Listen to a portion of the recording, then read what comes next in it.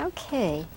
Well, Ann Miller, I have been looking forward to seeing you, of course, and talking with you, and of course, tomorrow night looking forward to this show, because I have seen it, but I haven't seen you in it. So, in a sense, then, I guess I haven't really seen it. But you saw Carol Channing off that, didn't you? Yes, I know she came to Dallas with it. Yes. But I think our show's different than the one that Carol did. I mean, it's a different type of show. I know it was supposed to be based on our show in New York, but it was entirely different, because I think Carol took over Mickey Rooney's part as well as my part. And in real burlesque, you have to have a top banana, which is usually the man, and in this case, it's Mickey. And of course, I do all the songs and dances, and I'm a straight woman for him. But I'm told it's just they're like two different separate shows, but both entertaining, but just different. And you created the role, isn't that right? That's right. Yes. I first heard about it when you were doing, I guess, previews in Los Angeles. Yes. Oh, well, we were 6 months on the road before we ever brought it into New York. So that actually, we're going into our 6th year, Mickey and myself. Isn't that incredible? And I've not seen my home in Beverly Hills. I go home for Christmas and come back, but I haven't been in that house. That house has just been sitting there all that time. I have people staying there. My mother was there up until 2 years ago, and she passed away. Then I had my aunt there, Mabel Roberts, from San Angelo, Texas. She came out and looked after everything for me, and now she's gone. So now I just have a dear friend looking after it. And these have to be absolutely wonderful years for you, aren't they? It is. Well, it's thrilling for both Mickey and myself. I think it really rejuvenated our careers, and I think it's an annuity for both of us.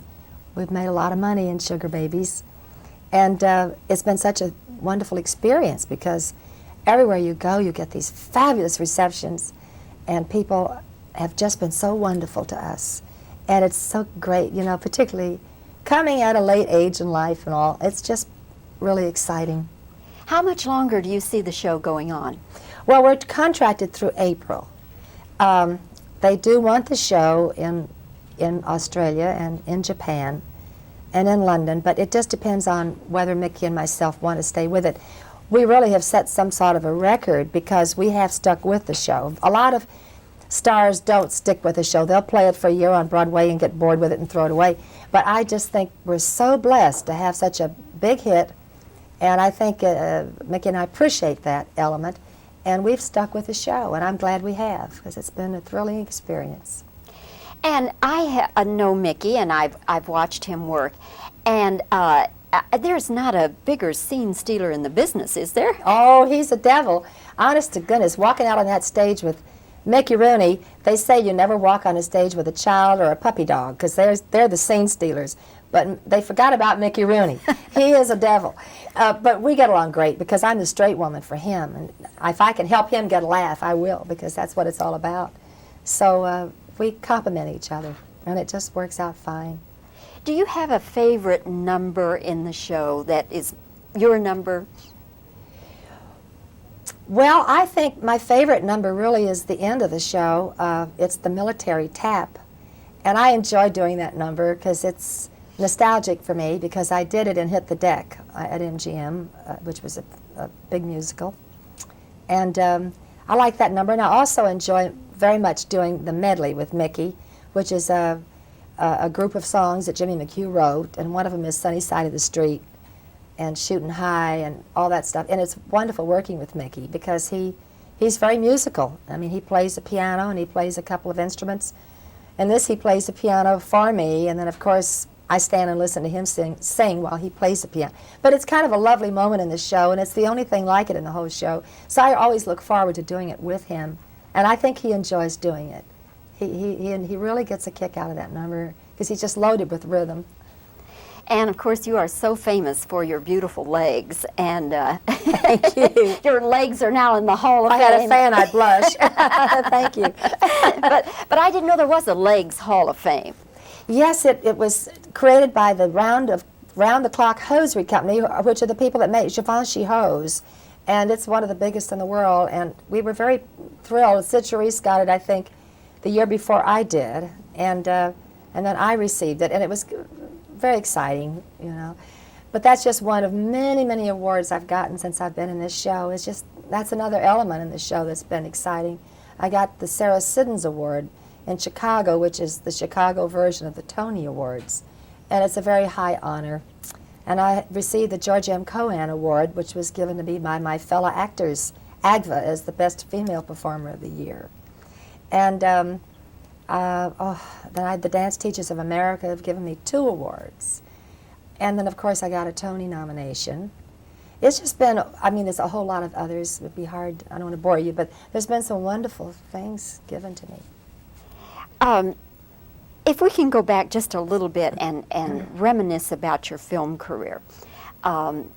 When you think about that movie with the Marx Brothers, what comes to mind? Harpo. When I first met Harpo, I was only, I think, like 15 when I did that picture. And I remember when I met him, the first thing he did on the set, he had that silly wig on and that horn, he dropped his pants. And my mother was standing there with me. Of course, he had shorts on. But I was so shocked because I had never seen anybody do that. And then he chased me around the set with that horn. And of course, that scared me to death. He just chased me. But they love to tease you, you know. He was a big tease. And Groucho was a big tease. And, you know, Groucho was my friend up until he passed away just recently. But he was a remarkable man with a great sense of humor and a great wit. And he loved to write jokes. I think he spent half of his hours thinking up funny things. Do you have any memento, maybe a gift or something from them that you cherish? No, I just have all these wonderful photographs from that movie. That wasn't one of my favorite movies because I didn't dance in it. They wanted me to play a straight part. And Lucy Ball, I think, sang in it, which, of course, she doesn't really sing. And I acted, and they didn't. I sing and I dance, but they just let me act. It was just sort of wacky. But it wasn't one of my favorite movies. But they become so famous, the Marx Brothers, that now I sort of look back on it as a treasure, because just having worked with them was a great, great honor, you know, thrill. And I was so young. I was just so fortunate to have done all these wonderful things at such a young age. When you were working in the movie Stage Door with Ginger Rogers. Lucy Ball, Yeah. and Ginger Rogers and Katharine Hepburn, I was 14. Now, was there any jealousy on the part of Ginger Rogers? Here you are, you know. Oh, no, she is so precious. That lady is one of the great ladies of show business. She doesn't drink, she doesn't smoke. They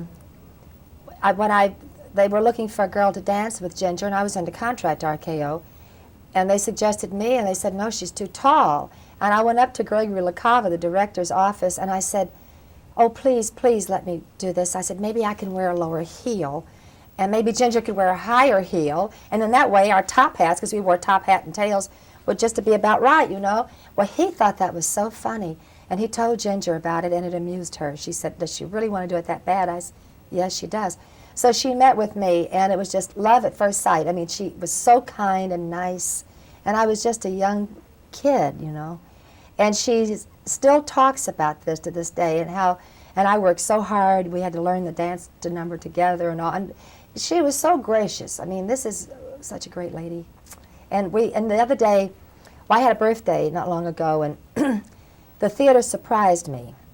They had this huge cake on stage, and a huge marching band that came down the aisles. And then from the wings came Ginger Rogers with her arms full of roses to give to me. I think it was one of the most beautiful moments of my life, because I am still today a great fan of Ginger Rogers. I mean, when I was a little girl in school, I used to trade 2 Marlene Dietrich pictures just to get one of Ginger Rogers. Now, I've always that's told her devotion. that. Yes, you bet. Fred Astaire, what comes to mind? Well, Fred Astaire is such a great gentleman, and so stylish. And he was way ahead of his time. There'll be never anybody again like Fred Astaire. He was one of a kind. Never will be another one. Working with him in Easter Parade was a great thrill for me, because once again, I was a great fan, and have been since I've been a little girl. And working with Gene Kelly, I felt the same way. But he's a different type of dancer. He's marvelous. He's more acrobatic and ballet. But Fred Astaire is my idea of the epitome of the stylish gentleman. And he has everything that I would expect a New Yorker to have. He's actually Austrian. Did you know that? His name is Fred Osterlich. And I saw Fred Astaire just before I left on this tour and had dinner with him up at Hermes Pan's home, my dance director for so many years, who's his dearest friend and his dance director, who even looks like Fred Astaire. They're like brothers. And I had dinner with Fred and his wife, and it was delightful. And he's along in years now. He's like 82 years old, but he's just remarkable. Did you feel intimidated having to dance with him? Yes, I did. First, once again, because I'm so tall. Fred Astaire is only about 5'8", and I'm 5'6.5" without shoes. So I had to wear ballet slippers working with him, but it was okay. I mean, I would have chopped my feet off to work with him. I mean, he's so great. Well, Anne, we thank you for your time, and it's been lovely having this visit with you Thank you, again. Bobby. And I look forward to the show, and I know it's going to be great fun. Oh, I'm looking forward to it too. I hope you enjoy it. Thank you. Thank you.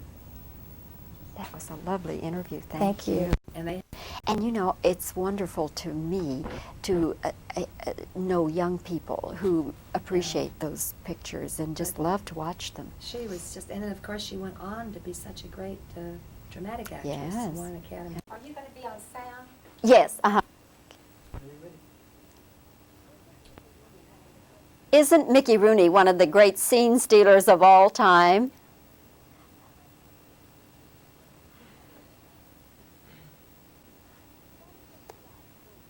What is it like working with Mickey Rooney?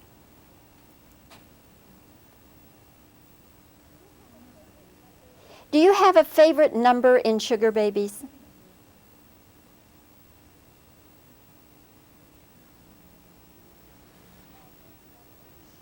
And these must be the best years, huh?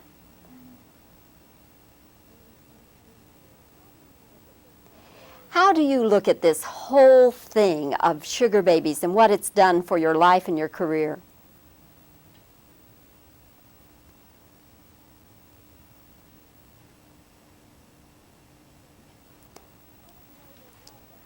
I didn't know there was a Legs Hall of Fame.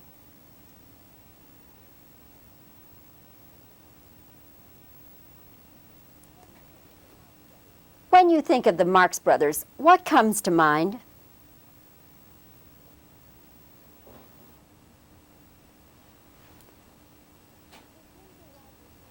Did Ginger Rogers feel threatened by you? Did Ginger Rogers feel threatened by you?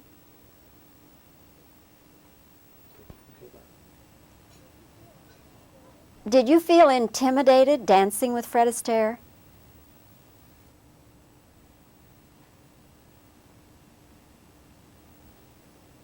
Okay.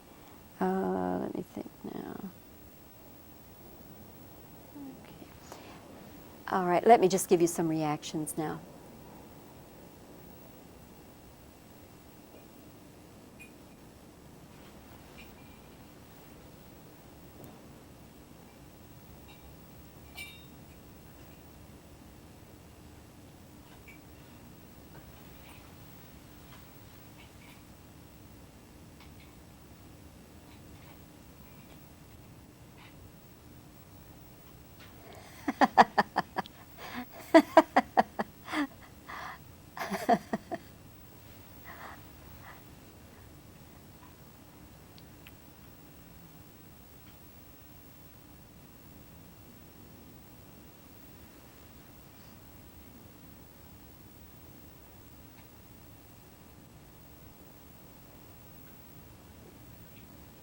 That should do it, Greg. Okay.